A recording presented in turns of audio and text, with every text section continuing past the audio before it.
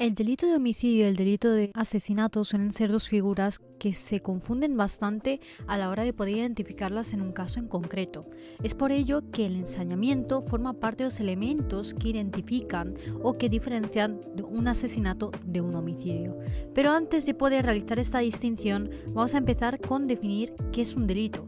Delito es toda aquella conducta típica, antijurídica, culpable y punible que consta como consecuencia una condena o una pena. Es lo que nos refleja el Código Penal a la hora de categorizarnos diferentes delitos en una categoría u otra según las características que compartan entre unas y otras. Los delitos suelen estar castigados con penas privativas de libertad, que es lo que nosotros conocemos como la cárcel, así como la multa correspondiente e incluso las inhabilitaciones especiales. Y aquí tendríamos que incluir, por ejemplo, la tenencia de armas, tenencia de animales e incluso estaríamos hablando sobre la custodia. Esto que nos refleja el Código Penal es lo que denominamos como marco penal abstracto. Sin embargo, recordemos que existen agravantes, que son todas aquellas condiciones que concurren en la comisión de un delito que aumentan la responsabilidad penal del autor del crimen, porque hay ciertos factores subjetivos o objetivos que son más reprochables y entendemos que necesitan de un castigo mayor que lo que nos pone en el marco penal abstracto. Es por ello que, aunque en el Código Penal ya se reflejan las condenas de los delitos, a la hora de calcular la pena final se tiene que tener en cuenta también el marco concreto, que incluye en todas las circunstancias modificativas de la pena, ya que los tribunales siempre van a responder a su individualización. Y aquí os pongo un ejemplo de cómo se podría calcular el marco penal abstracto y el marco penal concreto.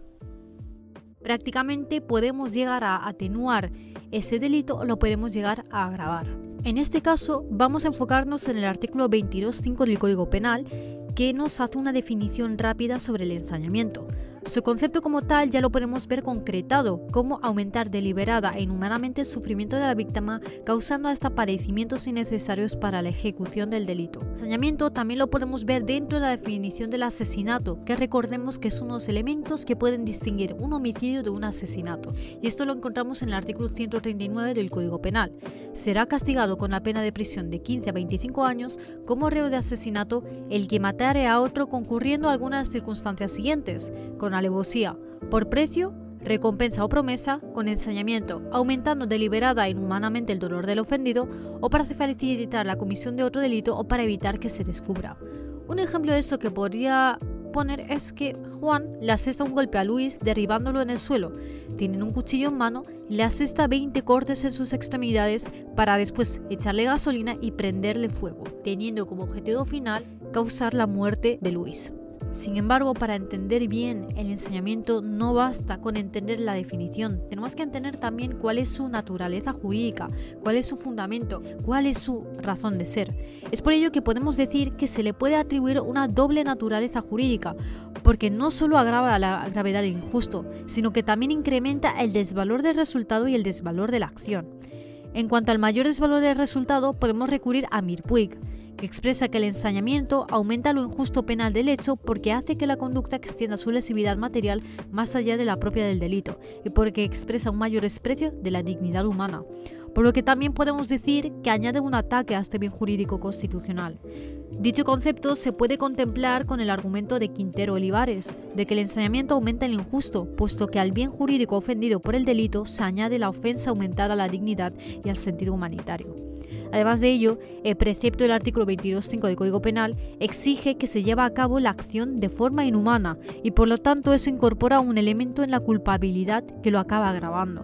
Pero una vez que tenemos en claro la definición y la naturaleza jurídica, entonces ¿cuáles son los requisitos? Es importante porque generalmente el ensañamiento, al ser un elemento calificador de un asesinato que lo pueda diferenciar del homicidio, aún así se le puede llegar a confundir con otras figuras como la alevosía, puesto que ambos comparten ciertas características similares. Por ello, que vamos a atender a dos partes o a dos elementos cruciales, que es la parte objetiva del delito y la parte subjetiva. La parte objetiva, como vemos en el PowerPoint, nos referimos a las acciones de males objetivamente innecesarias para cometer el delito, aumentando innecesariamente el sufrimiento de la víctima. Podemos decir que constituye un exceso, pero para entender el por qué constituye un exceso, tenemos que remitirnos y entender bien cuál es la parte subjetiva. tendremos que asegurarnos de que el autor del delito, de modo consciente y deliberado, decidió cometer unos actos no solo para consumar el delito en el momento en que la víctima muere, sino que tiene otra intención, y es el querer y el deseo de aumentar el sufrimiento de la víctima. Por lo tanto, el sujeto debe tener conocimiento de que las heridas o la acción que está causando a la víctima en un principio no lo mataría. Para entenderlo mejor, podríamos hablar de una tortura antes de la muerte. La parte subjetiva es la clave esencial para poder construir el concepto del ensañamiento, porque el autor no solo busca la muerte de su víctima, sino que busca un sufrimiento. Es por eso por lo que el ensañamiento se encuentra en la definición de crueldad. Tiene que quedar claro que ambos elementos deben de haberse presentado antes de la consumación del delito. Si el autor busca el sufrimiento de la víctima, no cabría su existencia después de su muerte, ya que en este caso la inconsciencia de la víctima causaría la imposibilidad de esta. Vamos a poner a prueba esa teoría a través de dos casos que pueden generar cierta confusión. Luis, con la intención de hacer sufrir a Carlos disparándole en las extremidades, no mide bien la situación y provoca el fallecimiento de Carlos en el primer disparo. Ante esto se demuestra que descuartiza el cadáver. Si bien en este caso podríamos decir que existe un ensañamiento porque efectivamente existe una intención de sufrimiento ajeno a través de una tortura disparándole en las extremidades, hay que tomar en cuenta que accidentalmente acabó con la vida de Carlos en el primer disparo, no dándole tiempo a realizar esa conducta que sí que tenía planeado. Y aunque lo hubiera realizado al final, el fallecimiento previo de Carlos evita que exista ese ensañamiento. Esto lo podemos entender mejor si nos imaginamos esta circunstancia y si decide anestesiar a su víctima antes de realizar esa conducta o antes de realizar esos cortes. Tomando en cuenta que la definición de ensañamiento es la crueldad en la prolongación innecesaria de la agonía ajena, entonces dicha situación no presentaría este elemento. El delito es innegable. Sin embargo, Carlos en este momento no estaría en todas sus facultades para poder sentir dolor. Recordemos lo que puse en la diapositiva anterior.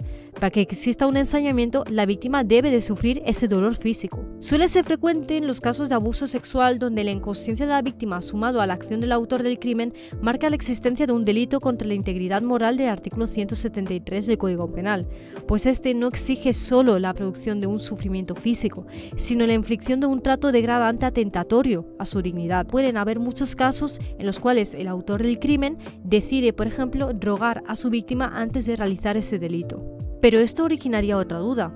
Entonces el ensañamiento solo se aplicaría ante el sufrimiento físico. Podemos añadir la doctrina de López Volado en su libro Los homicidios clasificados, donde expresa que el ensañamiento no es solo un hecho físico, sino que requiere la concurrencia de un hecho psíquico. Ahondando un poquito más en el tema, ¿por qué podemos decir que el ensañamiento es un elemento calificador? Esto lo podemos ver en su definición como circunstancia agravante del homicidio. Sin embargo, a pesar de que lo he estado mencionando a lo largo del vídeo, no he dado una explicación más profunda sobre ella. Así que vamos a comenzar con una definición clara. El asesinato es una forma agravada del homicidio según el Código Penal, específicamente en el título primero del libro segundo, denominado del homicidio y sus formas. Si bien el resultado de ambos delitos es la muerte de una persona, el asesinato se distingue por una serie de circunstancias que agravan la responsabilidad penal del autor. Estas circunstancias agravantes están especificadas también en el artículo 139, que son la alevosía, el ensañamiento, actuar por precio, recompensa o promesa o facilitar la comisión de otro delito o evitar que se descubra. Es importante destacar que el ensañamiento no es exclusivo en el asesinato en humanos. También se contempla, por ejemplo, en los casos de maltrato animal y también en otros delitos como el de lesiones según el artículo 148.2. A continuación os voy a presentar dos sentencias relevantes para comprender mejor este tema. La primera es la sentencia del Tribunal Superior de Justicia 389-2021, que trata sobre el recurso de apelación a una sentencia en la que se condena a la acusada, Lucía, por un delito de asesinato, con la concurrencia de circunstancia mixta de parentesco y ensañamiento como agravante, imponiéndole una pena de 25 años de prisión. Exponiendo los hechos del caso, Lucía, con el ánimo de acabar con la vida de Remigio, quien estaba durmiendo en proceso de quedarse dormido debido a una ingesta de alcohol que le impedía defenderse, regresó a la cocina y tomó un cuchillo. De forma sorpresiva, le asestó a Remigio hasta 35 puñaladas, a pesar de ser consciente de que podía haber logrado su objetivo de ocasionar la muerte sin necesidad de infligir ese elevado número de puñaladas. En este caso, el ensañamiento no fue apreciado en los fundamentos jurídicos, porque el jurado basó su veredicto en la creencia de que Remigio habría sufrido, no en pruebas concretas de que la víctima realmente había sufrido. Por lo tanto, la apelación fue aceptada y se rebajó la pena, descartando el agravamiento por ensañamiento. Se concluyó que, debido al estado comatoso de la víctima por coma etílico y la falta de signos de defensa o sufrimiento, no hubo respuesta física, dolor ni consciencia del peligro de su vida. Aunque el comportamiento de la acusada puede considerarse brutal, pero jurídicamente la brutalidad no es sinónimo de ensañamiento, como establece la sentencia del Tribunal Supremo 896-6. Eliminada la agravante de ensañamiento, se procedió a una nueva individualización de la pena acorde con la calificación del delito de asesinato del artículo 139.1 del Código Penal, considerando la agravante mixta de parentesco del artículo 23 del Código Penal. Se estimó que, en este caso, la pena adecuada sería de 21 años de prisión. La segunda sentencia relevante es la sentencia del Tribunal Supremo 1749-2003, relacionada con un recurso de casación con el objetivo de aclarar que no hubo un asesinato, sino un homicidio en cuanto a la existencia del ensañamiento. Exponiendo los hechos del caso, don Jorge mata a su esposa casi instantáneamente, asestándole varios golpes y navajazos.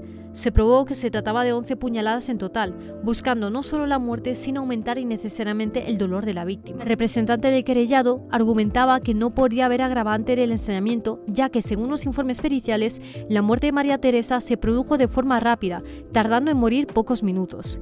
Sin embargo, según la prueba pericial forense y el informe de autopsia, se llegó a la evidencia de que la única acción mortal fue la última de las causadas a la víctima, de tal manera que las múltiples cuchilladas y golpes que le fueron propinados con gran violencia concurrieron antes de su muerte. Nos deja en claro que estas sentencias destacan la importancia de los fundamentos jurídicos y las pruebas periciales para determinar la existencia de ensañamiento como agravante en delitos de asesinato. Es esencial comprender que el ensañamiento no se basa únicamente en la brutalidad del acto, sino en la evidencia de que el agresor buscó aumentar innecesariamente el dolor de la víctima. Pues hasta aquí hemos llegado con la lección de hoy. Espero que os haya gustado este vídeo y sobre todo os haya sido de gran utilidad. Recordad que en la página de mi portfolio digital tendréis acceso de forma totalmente gratuita a diferentes materiales de estudio y apuntes que he estado realizando a lo largo de la carrera, dividida en diferentes ramas del derecho, así como el derecho penal, el derecho civil o incluso el derecho procesal. También he abierto un blog donde iré publicando y profundizando sobre diferentes temas en el ámbito legal que os pueda ser de gran utilidad en vuestro día a día, así como artículos de opinión y disertaciones. Si os ha gustado este vídeo, agradecería un montón vuestro apoyo para poder seguir creando más contenido así. Dicho todo esto, me despido. Espero que tengáis un buen día y nos vemos en la próxima. ¡Hasta luego!